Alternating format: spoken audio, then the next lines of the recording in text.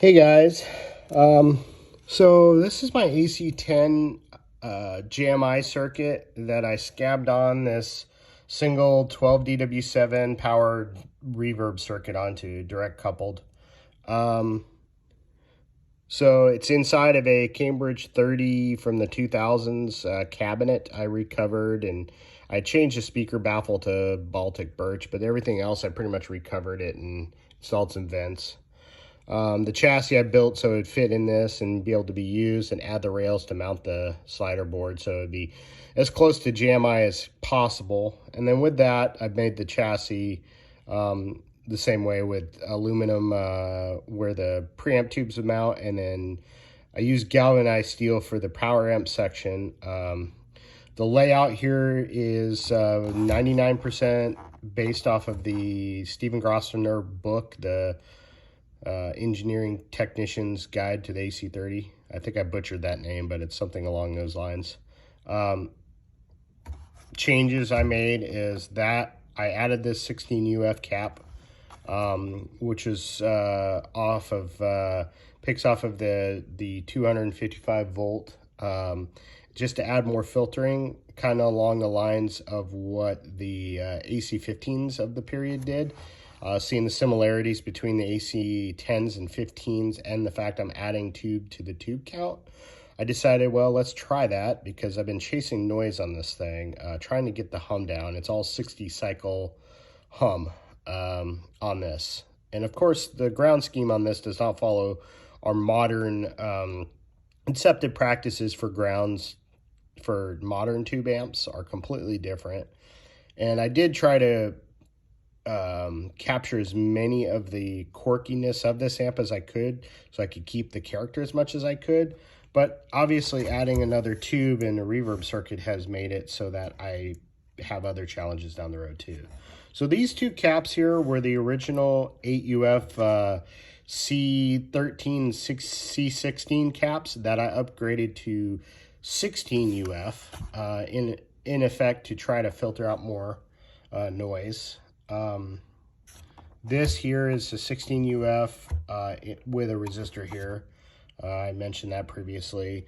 I upgraded the factory style canister. I don't know why I said factory, but what was design intent 16 UF reservoir cap that's mounted on the chassis, the big one. I upgraded that one from 16 to 32 because on the further investigation, the AC10 SRT, which also adds additional tubes and pulls off more power, in addition to adding more filtering caps similar to the AC15, also use 32 UF caps for filtering. So I stuck along with that lines and tried to use some ideas that worked, or that I knew that at least worked on those. So on the tag board here, the Stephen Grossner book, what they do is he calls out ground points, and it just says ground. It doesn't tell you where the ground is or anything along those lines. So what I did is I daisy chained all these grounds. So you'll see these little black wire jumpers are grounds, and they're all connected to one another. And down here near C1, there is a wire. It's kind of hard to see with the other wires here. And it goes over to this terminal here. And this is where this whole board's grounded. There was a connection to connect the control pots to the ground bus on this too. And I did that, but I decided to sterilize that off of that and just run its own ground over here. It did not make a bit of difference in sound by doing that. The sound is just as noisy as it has been. And what I'm seeing on the noise level is just powering on the amp without anything plugged into, or with something plugged into, it doesn't matter. I have a steady 60 cycle hum with the volumes all the way down. Now, the only other noise I have on this amp is my EF36 vibrato channel is also noisy.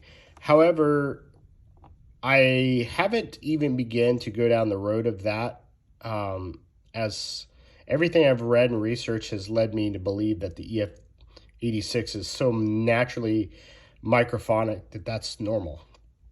And when I pull the amp out of this cabinet, it is also very noisy, and it doesn't make a difference whether it's out or in as far as that noise coming or going. It is obviously a little bit noisier because it's not enclosed, but it's still there. And when I tap on that EF86 over here, the tube itself, it is noisy. And I have other EF86s here I can swap out. I have a real vintage EF86 I can swap in there, and then EF806s that JJ sells. So that's where I'm at. The grounds for this, so these are just like, for my reverb circuit here, these are 8 tag terminals, tag strips, the old style ones like you'd see on amps. They have 2 grounds, which are also the mounting screws.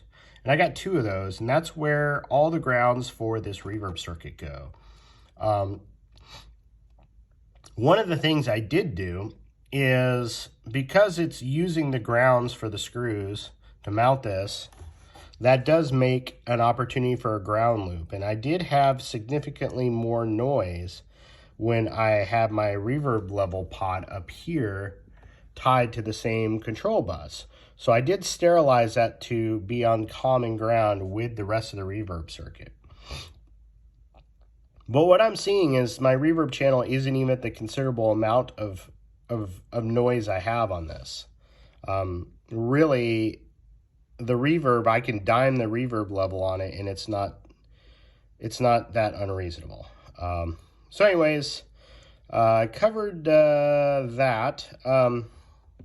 Oh, and the other thing too is the drawing. The drawing for the layout shows that this just goes straight over to C1, but the schematic shows it goes to ground. So it's going to ground. Having this grounded for the speaker, these are the speaker wires here, so 0 and 16 ohm. Having this to the speaker, or this 0, the low, to ground here or not, doesn't matter as long as it's tied to this, it seems. So there's no ground loops there happening. And I have spent a lot of time here with clip leads trying different ground schemes, lifting grounds and clipping in and trying different things. Power grounds. So you can see this white wire here. That is for the 3-prong IEC style plug here. It's got a 3 amp fuse in it. That just goes over here to the other side, and the screws on the back side of that screw, which is kind of hard to see.